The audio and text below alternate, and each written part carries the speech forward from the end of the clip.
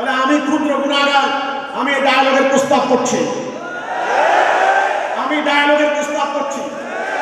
এর রূপরেখাটা কি হতে পারে, এর আউটলাইন কি হতে পারে আমাকে বলেন। আমাকে এত ক্ষুদ্র মনে করেন না, এটা ডায়ালগ করেন। ওই পার থেকে হুমকি দিবেন, এই পার থেকে হুমকি দিবেন, ওই পার থেকে বলবেন আমার দেশকে উড়াই দিবেন, এই পার থেকে পতাকা অবমাননা করা হবে, আপনারা কূটনীতিককে ডেকে নিয়ে হুমকি দিবেন। এগুলো করে সমাধান নয়। যদি এখানে কিছু একটা পরিকল্পিতভাবে কেউ ঘটায়, ভারতেও কিন্তু বিপদ হবে, ভারত নিরাপদ থাকতে পারবে না। কাজেই ভারত গোপনে তাদের কূটনৈতিক তাদের লোকজনকে নিয়ে গেলে এখানে কি হতে পারে, এখানে অনেক কিছু হতে পারে। আমরা কিন্তু ভয় পাই না, আমরা ভয় পাই না। আমরা আল্লাহর উপর দাঁড়িয়ে আছি। কার উপরে? আমরা উদ্বাস্তু শিবিরে যাবো না। তোমরা যাবো নাকি উদ্বাস্তু শিবিরে? সারেন্ডার করবো না। সারেন্ডার করবো নাকি? পিঠ দেখাবে নাকি? পিঠ দেখাবো না, কারণ আমরা অন্যায় করি না।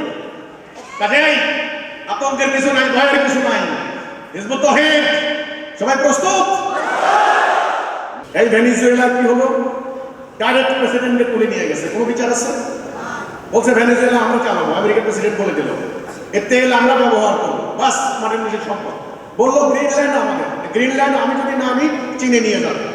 মানে একটা নয়া সাম্রাজ্যবাদ শুরু হয়ে গেল। নয়া সাম্রাজ্যবাদ, নিউ কলোনিয়ালিজম যাকে বলা হয়, নয়া সাম্রাজ্যবাদ শুরু হয়ে গিয়েছে। এখন আধিপত্যবাদ কথাটা, এই যে হেজিমনি কথাটা, এটা তো নতুন না, এটা পুরানো।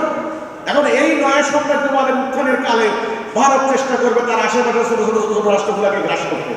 এটাকে বলে শাস্ত্রের ভাষায় মাৎসন্যায়। বড় বড় বোয়াল মাছ, কষার মাছ, শৈল মাছ, এগুলো দেখবেন মানে থাবা দিয়ে ওই পুকুরের মধ্যে পুঁটি মাছ যেগুলো আছে এগুলো খেয়ে ফেলে। ঠিক তেমনি বড় বৃহৎ সামরিক শক্তিত রাষ্ট্রগুলি ছোট ছোট তথাকথিত উন্নয়নশীল, তথাকথিত উন্নত ওরা করেছে, রক্ত শোষণ করে নিয়ে ওরা করেছে।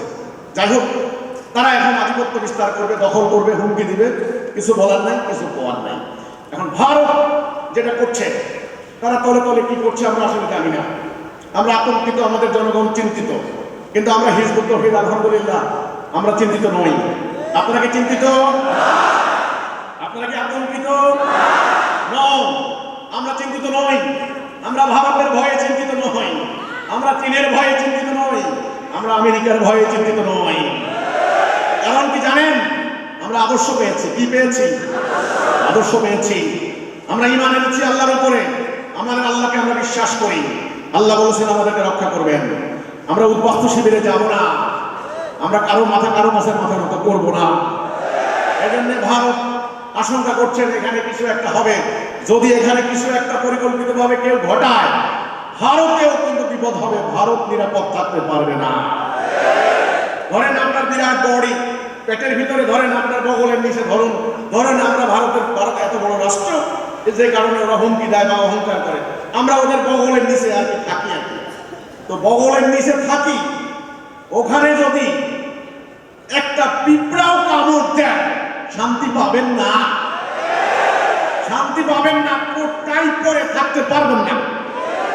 এই জন্যে খাটো করে দেখবেন না, ছোট করে দেখবেন না, বরং আমি ভারতকে বলবো, বাংলাদেশকে বলবো, সম্মিলিতভাবে বসেন। এই অত্র অঞ্চলে, দক্ষিণ এশিয়ার একসময় সার্ক করা হয়েছিল।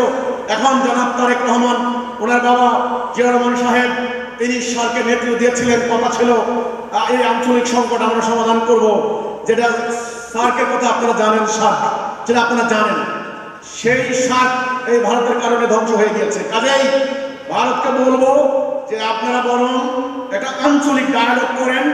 আমাদের দেশের থিঙ্ক ট্যাঙ্কার, আপনারা যারা থিঙ্ক ট্যাঙ্কার, আমাদের যারা ধর্মীয় গুরু, আপনারা যারা ধর্মগুরু, আমাদের এখানে পলিটিক্যাল লিডার, আপনাদের পলিটিক্যাল লিডার, আপনাদের এখানে জনগণ, ওখানে জনগণ, বসে ডায়ালগ করেন। যদি এত অনাস্থা হয়, এত ভয় হয়, তাহলে আমি ক্ষুদ্র গুনাহগার, আমি ডায়ালগের প্রস্তাব করছি, আমি ডায়ালগের প্রস্তাব করছি। এর রূপরেখাটা কি হতে পারে, এর আউটলাইন কি হতে পারে আমাকে বলেন। আমাকে এত ক্ষুদ্র মনে করেন না, এটা ডায়ালগ করেন। ওই পার থেকে হুমকি দিবেন, এই পার থেকে হুমকি দিবেন, ওই পার থেকে বলবেন আমার দেশকে উড়াই দিবেন, এই পার থেকে পতাকা অবমাননা করা হবে, আপনারা কূটনীতিককে ডেকে নিয়ে হুমকি দিবেন। এগুলো করে সমাধান নয়। আমার ঢাকার মধ্যে যদি বোমা পড়ে, তাহলে ঢাকার থেকে এই কোটি কোটি মানুষ কোথায় যাবে? বাংলাদেশ থেকে কোটি কোটি মানুষ কোথায় যাবে? জনস্রোত এমন একটা জিনিস, আপনাদের রাস্তা পর্যন্ত কাবু হয়ে যেতে পারে। এই জন্য শত্রুতা বন্ধ করেন। আমি মানবতার মুক্তির কথা বলছি, আমি শান্তির কথা বলছি। আপনাদের মধ্যে ডায়ালগ হওয়া দরকার আছে।